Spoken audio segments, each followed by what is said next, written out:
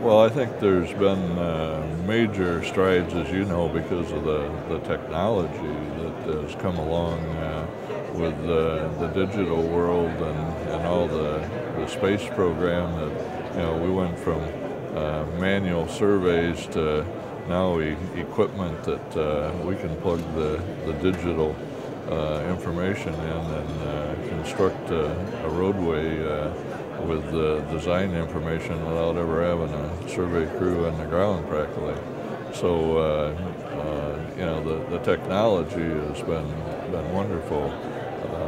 I think that the delivery methods that have come along in recent years, it kind of goes back to ancient times when the engineers and the constructors worked side by side to put things together. And then I guess in this country as well as some others, why we got in this design bid build scenario where that was the way to procure jobs, with design and bid it to the low bidder.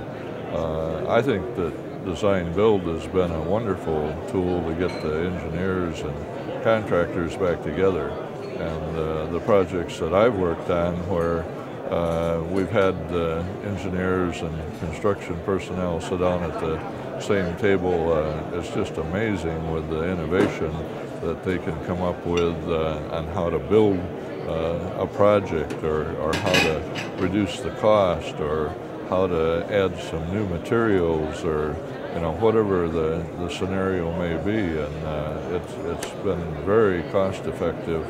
The Canadians, as you know, are way ahead of us in the P3 field, but we're starting to catch on how to do that in this country, and I think we'll see some more of that evolve over the next few years here.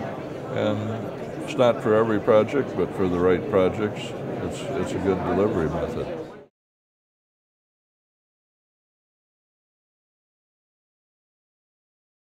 The funding situation, the way it is, we just don't have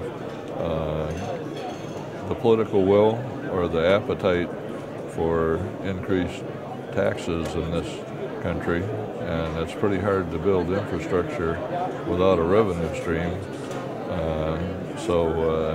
If we're not willing to tax ourselves via the gas pump or other revenue streams, the vehicle miles traveled is probably a ways off. If you listen to the politics and the arguments against it, I think we're going to see more and more toll roads, or some sort of shadow tolls at least, in order to get what we want.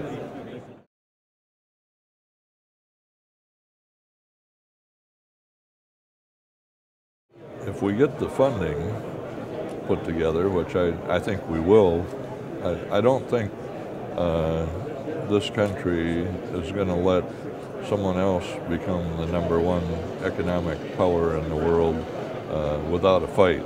And I hope that in the not too distant future, we get some politicians with the political will to get in there and do what needs to be done. With the funding and the right delivery systems, why I think we're going to see some pretty amazing technology evolve over the next couple of decades. I really think that there's going to be a lot of automation to our transportation system, and probably won't look a whole lot like it does today, in my opinion.